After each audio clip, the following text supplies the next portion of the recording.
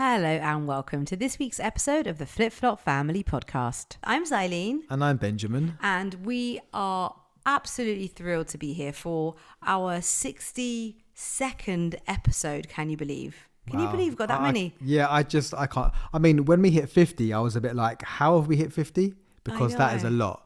That is like seriously a lot. But I'm really proud of us. It's good. Yeah, it's good. Yeah. And if this is the first time that you're tuning in, thank you so much for taking the time. We know that everybody's time is the most precious thing, and thank you for giving it to us. We have so many different episodes available for you to listen to, depending on your mood, whether you're feeling like you want to be like, I don't know, inspired, or you want to be uplifted, or maybe you just want a bit of goss, you know, or perhaps you want to know about somewhere to go, a little camper van trip maybe, you want to go abroad, you want some info. We've got it all. We got it all. We got it all. We got it all. And please do share the Flip Flop Family Podcast with your friends and family if you are enjoying it. We hope you've had an absolutely lovely week. It is, of course, the end of the half term. If you have children, you will be probably happy to see the back of them because they go to school. I mean, I think I'm one of them parents that aren't quite happy about that. I like them to be home with us. No, I really enjoy their company too, but I must admit, it was a very nice and quiet day today. As everybody, me and you were just working from home and the kids had gone to school. I just feel like we came back from holiday with a bit of a bang and with a really mad busy weekend with Halloween and all that stuff. So it's kind of nice having a bit of downtime. Yeah, it's true. So we actually went away during this half term. We never go away in October half term, do we? No, we don't. We stay home usually. It's because there's just too many family holidays. Like if you just rack up our friends and family, I think 15 out of the 31 days in October, they're our birthdays. Yeah. So we just never go because we feel bad to leave. But we didn't actually go abroad over the summer, and we were feeling we needed some vitamin D, that winter sun. That's it. So we had a little break and we went to Sharm el Sheikh. Oh, that rhymes. We had a little break. Yay, look at you, went to Sharm el lyricist. Sheikh. And we've been like collectively, me and you, we've done a lot of Egypt, haven't we? So we've probably been to Egypt, I would say between 5 and 6 times. I think I might have been a bit more than you because the first time I went was back in 2006 with my close friend Ravi, and we had the most amazing time. And where did you go? We went to a place called Marsa Alam. I feel like that's not a common It's place not in Egypt for people to visit. It was like out in the sticks, but in like a resort place that was just beautiful. It was like a newly built place. Yeah. And basically one day Rav called me and was like, bro, do you know what? I've been looking like on teletext or on eBay and I found a really cheap deal. And I was like, where to? He goes, Egypt. And I think we paid like something around no more than £200 for 7 nights away in Marsa Alam in a newly built resort. And it was all inclusive as well. Stop it. So you just can't get those kind of deals deals anymore. I didn't understand how he found this amazing deal, but he was like, look, we need to book like right now. So we booked it, and I put my faith in him. I was thinking he's the one that's going to be booking this. Hold on, back up. You put your faith in Ravi. Yeah, in hindsight, it didn't really work in my favour. Love you, Ravi, if you're listening, but just not sure if anyone should be putting faith in you. No, I'm joking. I'm joking. No, we had a really good time. And the thing about that, our experiences was that we got down there and then we wanted to go to Cairo. But where we were, it was like a 12-hour coach away. It's always far, isn't it, to get to Cairo from the resorts? It depends where you go to. But where we were, like in Marsa Alam, it was either you can fly there, but you couldn't get a flight within that time because we weren't there for very long, or you can get like a local kind of coach there, and I'm talking local, so no air conditioning, there's like farmers on the coach, no one speaks English, chickens everywhere. It's like proper local coach. And that's what we done, and it was a 12-hour journey. It was mental, but we had a lot of fun. So looking back, it was a really good time. Isn't it funny how, like, we were actually talking about this earlier, weren't we? How when you're younger and you go abroad, or not just in travel but in anything in life, like you think you're invincible, like you just don't worry, do you? No, I feel like don't. the anxiety levels are pretty much non-existent. And you just kind of like take it as it comes. Off you go. We'll get on a random local coach and drive 20 hours to go and see the pyramids. Who cares? But let's see what happens along the way. Don't have enough money. Who cares? That's it. Like, and even though when we went traveling around the world, we did 1 year, we did 26 countries, and we were both in our 30s, but we had a child and a toddler with us. Yeah. And of course we took out the usual precautions in a sense that, of course, we had travel insurance and, we had taken the necessary vaccinations and we had done all that kind of stuff. But I don't feel like we worried a lot, and in that year, we didn't lose luggage. We didn't, get scammed. We didn't get hurt. Nobody got sick. I mean, to think that was the case over that whole year. And in this just 1 week in Egypt, how many like blunders did we come across, didn't we? I mean, it didn't get off safely, did it, at all? So when we left to go to Egypt, we had to take a connecting flight from Italy. Yeah. And it was just mayhem. I think we were a little bit behind schedule. And then once we got into the Italian airport, there were just queues and queues. And these queues were not moving at all. And I think we were in the queue from about 1 o'clock. And we didn't move probably 10 meters in about half an hour. And our connecting flight... The gate was closing at 2:15, I think. Yeah. So we were like, we are going to miss our flight, like literally going to miss this flight. So I think we tried to talk to I think you got out of the queue first and you saw like somebody working there and you tried to explain to her, look, we have to catch this flight. How do we get out of the queue? Is there anywhere that, you can give us a queue jump? And she was just abrupt as hell. She was like, no, go back to the queue. Like she didn't even want to try to understand what you were saying. It was just so harsh. She reminded me of, the Mrs. Trunchbull. She reminded me of a short Mrs. Trunchbull from Matilda. And I just couldn't believe, we were in Milan and we had done one of those cheeky hack flights. We booked it on Kiwi and it was a direct flight on the way back. But it was a stopover in Milan for 2 hours on the way there. And I was like, 2 hours. By the time you come out and go back in again, you'll barely feel it. And it was quite a big difference in price. So we were like, do you know what? Let's just go for it. Kids are old enough to handle it. Yeah. But I just don't think we kind of expected the arrogance and the rudeness of the staff in Milan. And we just didn't expect the amount of queuing. Yeah. There was a sequence of events. And if just one thing didn't go our way, we would have missed that connecting flight to Sharm. We asked probably 3 or 4 people to help us.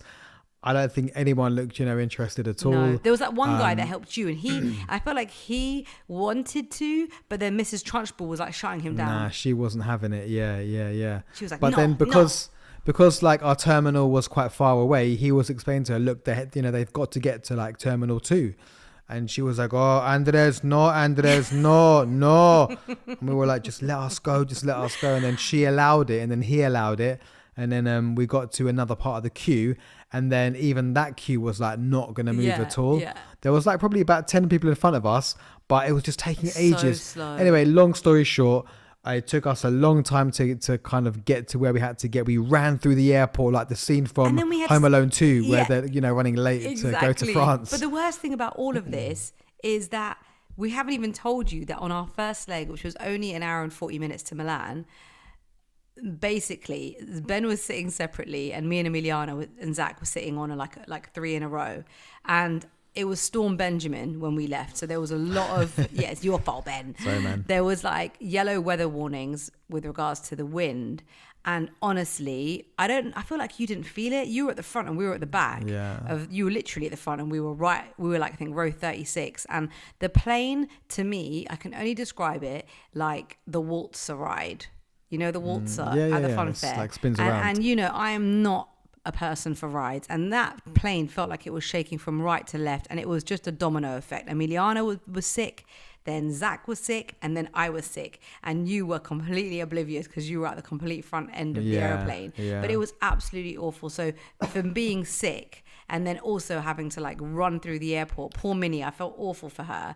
And then on top of that, we had to take a shuttle bus between the 2 terminals. I mean, just don't do this. We booked it on Kiwi and we had no idea that the 2 flights we were going to take were in 2 different terminals. Yeah. Had we have known that, we wouldn't have done it. But it was mayhem. The second flight was a lot smoother. But poor Emiliana was sick again, I think, another 2 times. Thing, yeah, I think she just had it in her, and she was just like, I need to just be on the ground. Yeah. So that was pretty bad. But once we reached Sharm el Sheikh airport, we were really lucky that our airport was super close, and I downloaded like Sharm Taxi, I think it was called, like their version of Uber, and this nice guy kind of like let me hotspot off his phone, and from then on I think it was pretty like plain sailing. Yeah. It was. And just if you're looking for a bit of winter sun, we totally recommend Egypt. Like it was 32 degrees every single day. But kind of bearable though, weirdly. Not like, because I think it was about that, or maybe it was a few degrees higher in Greece last year. But that sun was madness. No, I think at one stage it was like 35. As well, so even hotter. But it didn't seem to be like that bad, because there was like a slight bit of like wind in the air. So even if you get into the water, which was relatively cool, you come out, you dry up like so quickly because of the sun. But you don't feel like unbearably hot, which is nice. I almost feel like there was like a haze almost, like in front of the sun. So it didn't feel as intense. But I was really proud of you on this holiday, Ben. You lay out in the sun a little bit with me. Well, that's the thing, because it wasn't like that intense. I was able to lie on a sun lounger and enjoy the sun. It wasn't like I was saying, oh, it's too hot and I can't handle it. Which is unheard of. I was actually okay with it. It was in every single holiday we've ever gone on, we always have to be very strategic with our sun lounger selection, because we always need at least one lounger to be in the shade for Ben. And I like being, I'm a complete sun seeker, and I like to get as much vitamin D as I can. And even from like day one, Ben kept saying, babe, we need to get you out on holiday more often because you're glowing and your skin looks amazing. And I'm like, yes, queen, take me on holiday, please, as many times as you can. Queen. So on top of our hack flight that we took, I literally took it to another level. And when you book a flight and you see the price, and you're like, oh, that's decent. And then you start adding luggage and you're like, what? It ends up being like double the price of your flight because of the luggage, especially because we were doing a connecting flight. We would have had to pay for luggage like multiple times. So I actually love traveling light, particularly because we have got a lot of experience in doing that after traveling for a year. Just 4 members of the family, and we only had 2 large backpacks for a whole year. It makes me feel like anything is possible. And given that we were going to one destination with one temperature, we didn't need any clothes for like cold weather, I felt like we could do it.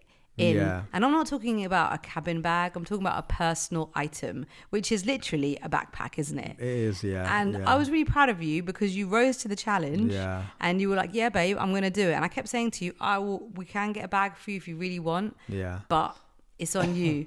But just imagine if I did, and we went to Italy, I'd have to get my bag right. It would have been off the belt, and there was no way I would have got it. Or would they just put it on the plane? No, we couldn't have done a checked bag. You would have been able to do a cabin bag, but if you just think about it, because Minnie wasn't well, you were holding her bag as well. So all that running through Milan airport, and if you had another case, it would have been a nightmare. So it's kind of good, but we have a couple of travel hacks for you. So if you are looking to go on holiday, or maybe just a weekend away, or even a week away, and you want to travel light, we have some really good hacks for you. So the first hack has got to be my absolute favorite, is the neck pillow. Now, after I tell you this, you will never look at a neck pillow the same again. You will always wonder what is inside people's neck pillows. So you can check it out on our Instagram. I'm going to put a video up to show you. But basically, you get a neck pillow, and you can buy one specifically for this reason, or you can just get a normal neck pillow and remove the padding, and you fill it with clothes. I mean, that is just literally, I think my backpack didn't even have any clothes in it. It only had shoes and like medication and all other bits and bobs that we needed, and my toiletries. But all my clothes managed to get into my neck pillow. I mean, if I never had that hack, I think I would have found it quite difficult to be able to get all of my stuff in the backpack. Because my neck pillow literally had all of my underwear, all of my socks, and I think a couple of t-shirts too as well. It's fabulous.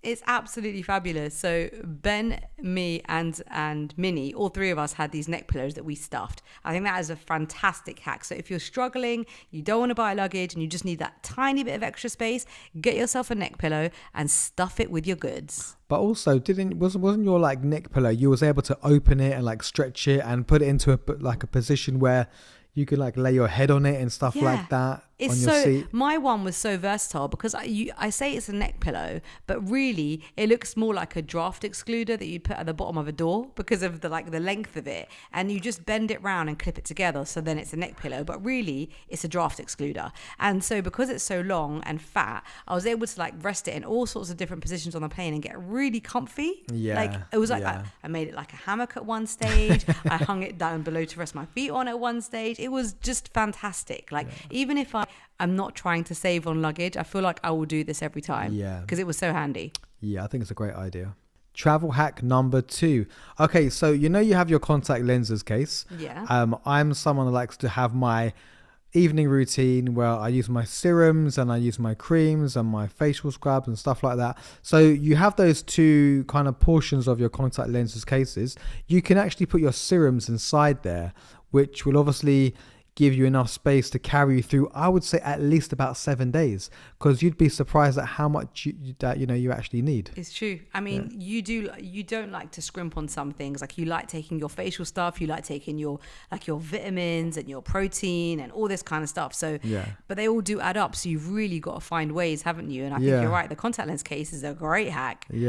Travel hack number 3 is an eSIM. So back in the day when we used to travel, we would always get like another SIM card, but that would mean we'd have to remove our current SIM card. But these days you don't need to, because with an eSIM, you just literally go online, search eSIM. We used one called Airalo, and it was great. It was like €5 or something for 4 days, and we got like a gig of data, which is plenty, because most places you go to, you will be able to use free Wi-Fi. But in the areas that you don't, you just literally you go into SIMs in your settings and just activate your eSIM. And it's great because you can use things like Uber in other countries. You can check maps. You can see where you're going. Obviously, you just can't live without data these days. So getting an eSIM is a great travel hack. Okay, travel hack number 4. So when you're packing your bag, I would recommend using these packing cubes. So you kind of get these kind of Ziploc bags, and you can roll up your clothes and you can put them into these little cubes, and they kind of stay quite compressed. So when I packed my bag for the trip just gone, I was able to use one packing cube, and it would just kept everything in one place. It was just great. And also you can use like a similar one, but it's more of a vacuum bag. So when you open it up and you roll your clothes and you put it inside there, as you roll your clothes, it sucks the air out of the bag, which makes even more space. So that is travel hack number 4 for you. I think that's fantastic, because Emiliana has always been a really good packer because she's traveled so much. But honestly, on this trip, Ben, I could not believe when we got to Sharm, I was like, oh, Emiliana, I forgot my blusher brush. Can I have one? She's like, yeah, take your pick. My girl she literally opened. She had a whole shop worth. Yeah, she did. She opened two massive makeup bags. And I'm like, you're 13. Number one, why do you have this much makeup? And number 2, you've gone on a week holiday with only a backpack and you've brought 2 makeup bags with you. I could not believe it. But on the way back, I helped her pack and I used a packing cube. And even when she was carrying it, she was like, oh, Mum, my bag feels so much lighter. Yeah. And I'd actually put my shoes in her bag on the way back. Really? No way. But I think the way that you pack your bag, like yours just looked like a giant football on the way out there, because you'd stuffed so much into it. It was no longer compressed it all it was down. No longer a rectangle. But those cubes really are fantastic. Whether you're going away for a few days or going away for a few months, packing cubes are the one. We could go on and on with travel hacks, to be fair, but I'm going to give you one last one. Travel hack number 5 has got to be a Monzo card. Now, we have used a Monzo traveling for so many years. Of course, there are some equivalents. There's the Starling card and there are some others, but basically it's a card that you transfer money onto, and then you can use it when you're abroad to take money out, and they have much better rates. Now, we have always taken out local currency when we arrive at the airport, because we find that we've always got much better rates. For example, we did take out a little bit of Egyptian pounds from the UK before we left, a very small amount, and the rate here was 43 Egyptian pounds to the pound. when we got to Sharm and we took money out from the cash point, it was 63 Egyptian pounds to the pound. So that's a massive difference. And we found that in all the countries that we visited, we've always got a much better rate from the ATM when we've arrived at the airport. So get a Monzo card. It's really great because, like I said, you get fabulous rates. And if you download the app on your phone, it's really handy because you can see the exchange rate straight away. You can see how much you're spending. You can tap it in shops. And there is a limit of how much you can take out each month. But overall, we've just found it super handy. So the excursions that we done was a lot of fun. We done a camel ride. We done a quad biking in the desert. And that was great. But I was a little bit disappointed because I feel like there were so many people on quad bikes that we couldn't really go too fast. We were like a kind of convoy going through the desert, and it wasn't like you could go fast or anything, which was a little bit of a disappointment. But yeah, I would thoroughly enjoy doing some quad biking if you did ever go to Egypt. It's a lot of fun. It didn't work out being too expensive too as well, which was pretty cool. And the kids would love it, but you need to be 16 years old or over, so the kids were quite sad about that. Yeah, we did double quad. Ben had Zach on his back and I had Emiliana on mine, but it was still really fun because obviously of all the dust and stuff, you buy these like scarves and they wrap it around you so only your eyes are out. And I mean definitely we were in a convoy, but I kept trying to break the rules, man. I was like, I want to go faster. I want to go faster. You just, I don't know, it's not like I really wanted to go quad biking. I thought it was more of an experience for the kids because me and you've done these things so much before, but once I was on it, I just wanted to go, wanted to be a rebel, and he kept going no, like telling me off and that, but it was all good. We had fun in the end, and yeah, it was nice to be out. We did a bit of stargazing as well, didn't they? They showed us the moon and Saturn, was it? The Saturn and also the moon, they kind of like sell the package like you're going to go stargazing. So in my mind I was like, we're going to be sitting down in the middle of the desert, spending a bit more time looking up at the stars, but it was more like a little bit kind of hurried, wasn't it? It was like, so this star is this and this star is that, and then you can look in the telescope. It was done in like 5 minutes. It was a random little addition. I think it was just kind of to like pack out excursions. You know how it is, like you do this and you do this and you do that, and it feels like you're getting like a lot. But like you said, it wasn't really an expensive thing anyway, so we didn't mind that wasn't a big part of it.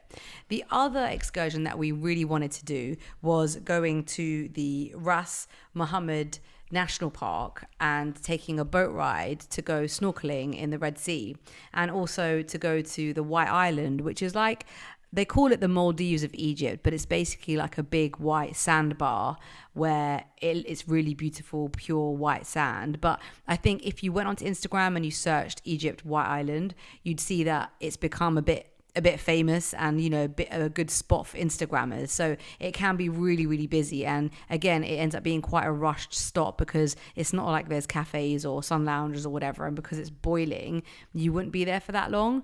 And we like the idea of going snorkeling, although we have snorkeled in quite a lot of places around the world, which we're very lucky that we've done that.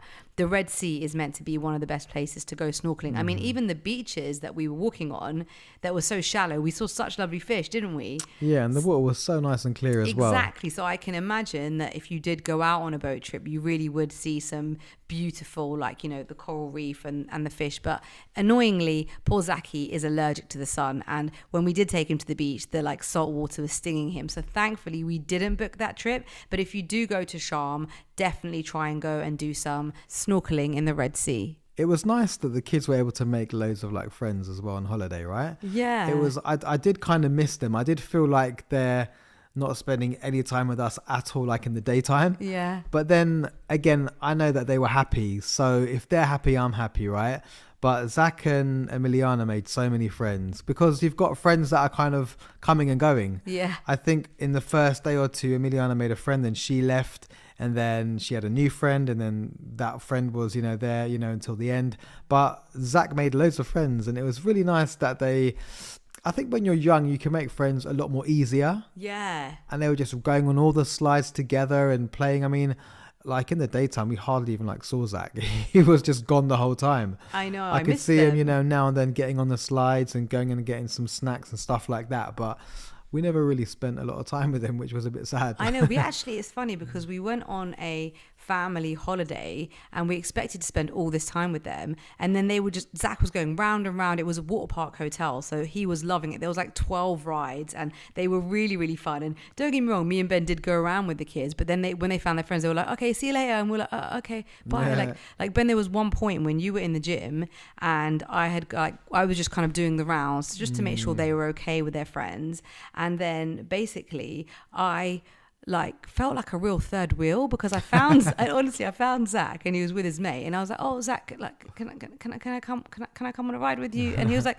yeah mum, you can come. And then like I kind of felt like he was like, he felt bad for me, so like he was okay with me coming along. Aww. And then he was like, okay, bye mum. It's like they kind of like just ran up the stairs and like left me, and I was like, as Emiliana always says, there's always a duo and a trio, and I was basically just like left on my own, and I was like, then I'll just, so we ended up having to factor in family time, didn't we? So we were like, mornings everybody do their thing, like you went to the gym, Emiliana and Zach went off with their friends, I lay on I did my lengths in the pool, and then I was reading my book, my Kindle, which I was really enjoying. I got through 2 books on this week's holiday, which was phenomenal.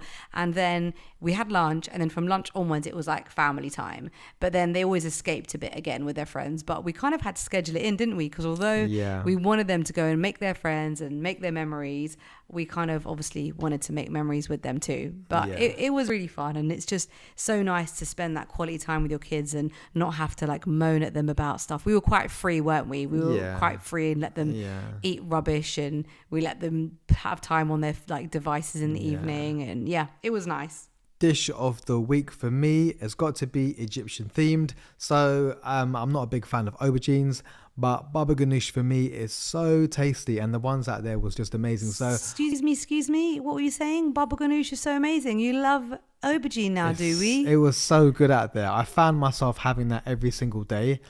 At some point at lunchtime or dinner, I'd like fill up a bit of my plate with it. It was so good. I just get some pita bread with it. It was absolutely perfect. So that's got to be part of my dish of the week. Also the kebabs out there, we'd get kebabs probably like once every 2 days, and they were fresh off the barbecue, they were soft, they were just so good. It was great. It's got to be my baba ganoush and my kebabs.